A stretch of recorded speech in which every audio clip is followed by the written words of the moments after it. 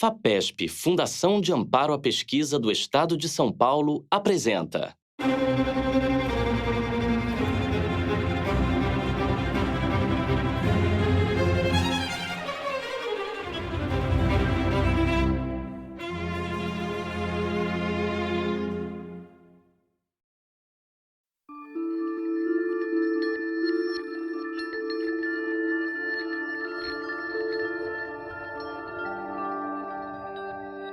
Desde a escravidão até o processo de terceirização dos dias atuais, o que nós podemos dizer das relações de trabalho no Brasil?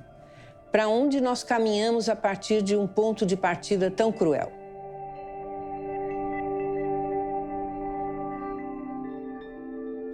Sou Elaine, tenho 46 anos e trabalho de costureira. Não sou daqui, vim mais do interior do estado, venho da cidade chamada Auriflama. No dia a dia, meu trabalho é gostoso. Eu trabalho de costureira e também faço um pouco de um serviço diferenciado, que eu faço umas cartelas para os representantes, está fazendo a venda. A fundação da nossa empresa já tem 57 anos. O nosso produto é confeccionado aqui, é desenvolvido aqui. Nós temos todo o processo dentro da empresa. As tendências em relação ao trabalho nos dias atuais, isso em termos mundiais, elas são muito desfavoráveis aos trabalhadores e trabalhadoras, né? No sentido de que eles vêm perdendo direitos. As reformas trabalhistas têm ocorrido em nível mundial e eles vêm perdendo direitos no mundo inteiro. No Brasil, pelo fato de nós termos, historicamente, relações de trabalho muito desfavoráveis aos trabalhadores, né, eu entendo que essas perdas elas são maiores. Nessa pesquisa, nós abordamos a questão das relações de trabalho a partir da sociologia do trabalho, da economia do trabalho e do direito do trabalho. O princípio do qual a gente partia é que não dava para entender o trabalho a partir de só uma visão, né? A gente tinha que olhar a partir de vários pontos de vista para conseguir entender o trabalho, porque as transformações pelas quais o trabalho está passando no momento atual são muito grandes. Então, a pesquisa ela tinha 4 eixos. O primeiro eixo era essa questão da formalização, que está no próprio nome do projeto, né? A formalização, o que é? Ela estuda o trabalho formal, né? Ou seja, aquele trabalho com carteira assinada, que dá acesso aos direitos, né?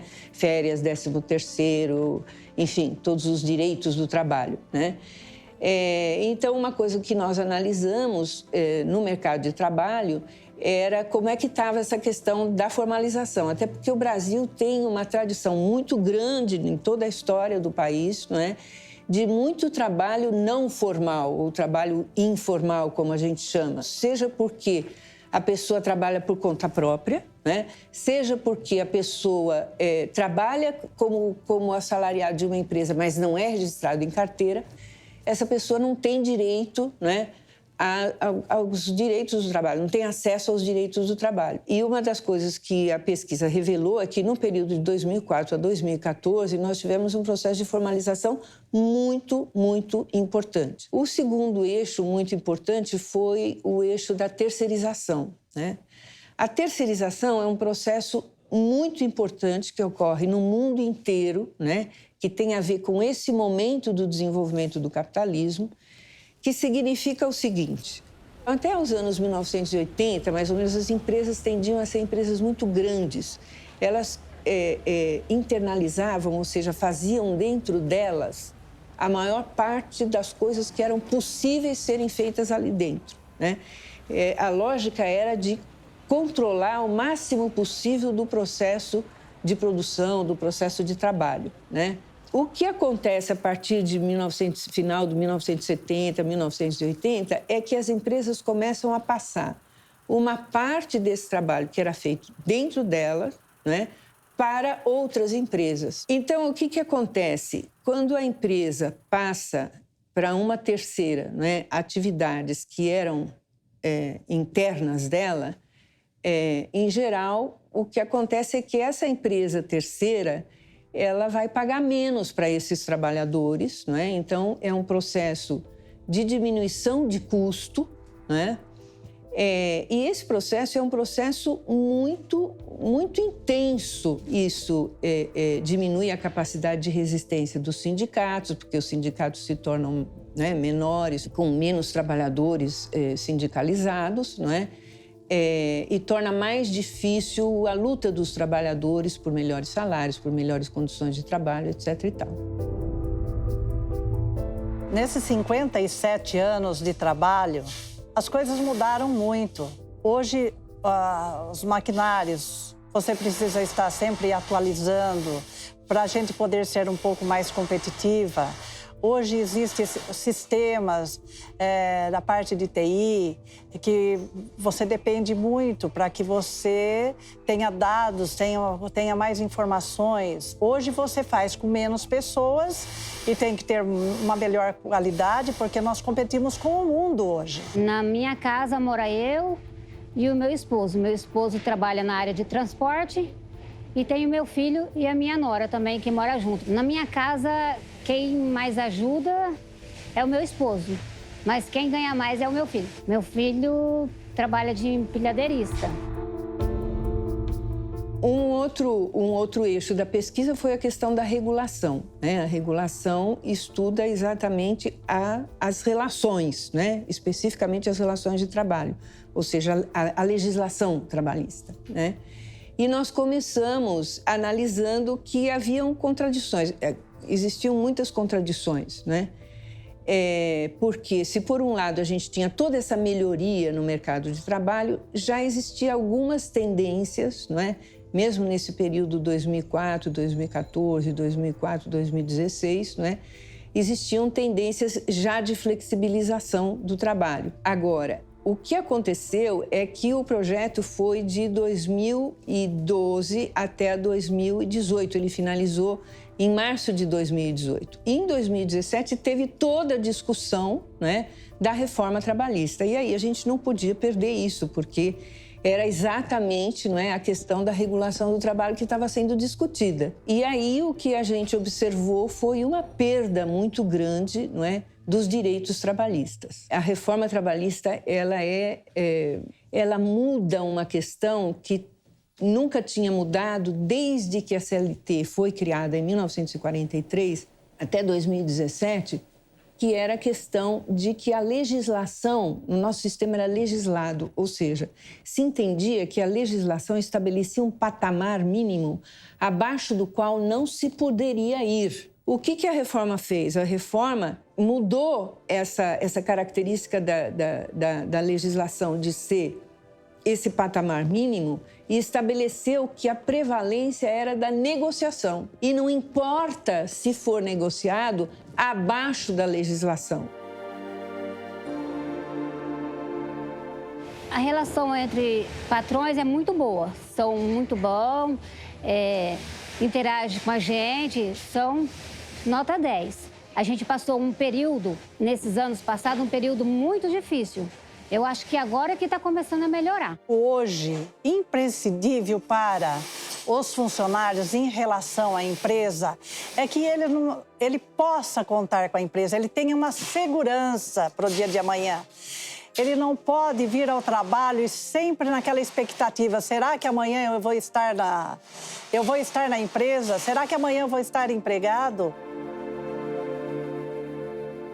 A questão de gênero, ela foi uma questão transversal, ou seja, nós entendemos que não dá para entender o trabalho sem levar em consideração a questão de gênero, ou seja, não dá para falar no trabalho sem levar em consideração o gênero, porque a gente fica partindo do princípio de que o que acontece com o trabalho masculino acontece com todo mundo no mercado de trabalho, e não é assim. Por exemplo, quando nós fomos analisar o mercado de trabalho, nós analisamos a formalização para os homens e para as mulheres, a remuneração para os homens e para as mulheres, não é? O desemprego para os homens e para as mulheres. É muito evidente a questão da dificuldade das mulheres, ou da situação mais desfavorável do trabalho feminino no mercado de trabalho, quando a gente olha, por exemplo, para o setor de call center, o setor de confecção e o setor de produção microeletrônica são eminentemente femininos. São todos eles setores onde o trabalho é precário, é mal pago, é desqualificado, é repetitivo, né? O setor de tecnologia da informação, que é o setor mais bem pago, mais qualificado, é um setor eminentemente masculino. Dito isso tudo, a gente pode concluir que nós vivemos um momento muito difícil para o trabalho no Brasil. Todo esse processo de mudanças, né, sobre o trabalho, ele tem a ver com outro momento de desenvolvimento do capitalismo, que é um momento em que o capitalismo está tendo a hegemonia do capital financeiro. Então, ele é um momento de grande transferência da riqueza mundial das mãos do conjunto da população para o capital financeiro. Nós vivemos um momento de grande concentração de renda e essa concentração tem a ver com esse processo. É um processo violento, é um processo muito duro, né, de muita regressão social, e que eu acho que um pouco do que a pesquisa traz à tona é o seguinte: olha, nós temos que olhar para isso, nós temos que estar conscientes disso e nós temos que lutar para que esse processo seja o menos devastador possível. A realidade brasileira hoje, dentro da área do trabalho, das relações de trabalho, é uma realidade de regressão social, ou seja, é uma realidade de perda de direitos. Essa realidade não é só a realidade brasileira, essa realidade é uma realidade internacional. Nenhum país vive mais de 3 séculos de escravidão impunemente.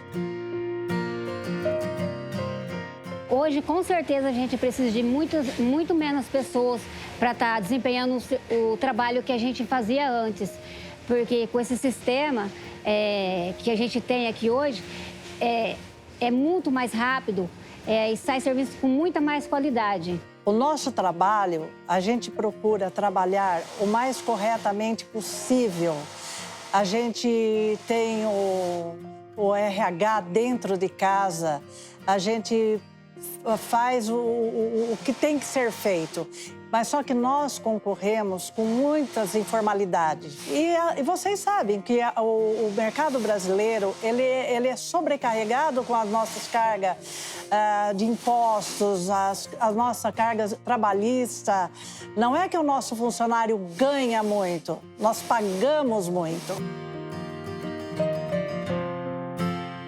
O financiamento da FAPESP é fundamental para a gente conseguir fazer um bom trabalho de pesquisa, não é? Porque ela financia o nosso campo, ela permite a possibilidade de difusão do nosso trabalho. Por exemplo, nós fizemos um livro. Eu acho que esse tipo de pesquisa ele é muito importante. Ele é muito importante porque ele permite que a gente identifique que questões estão envolvendo o trabalho e onde é que é possível a gente mexer para melhorar. Assim, a nossa preocupação é uma preocupação de trazer para o conjunto da sociedade brasileira informações sobre o que está acontecendo com o trabalho, de forma a que as pessoas possam compreender, né, possam se conscientizar do que está acontecendo, né, e também de forma a que as pessoas possam lutar, possam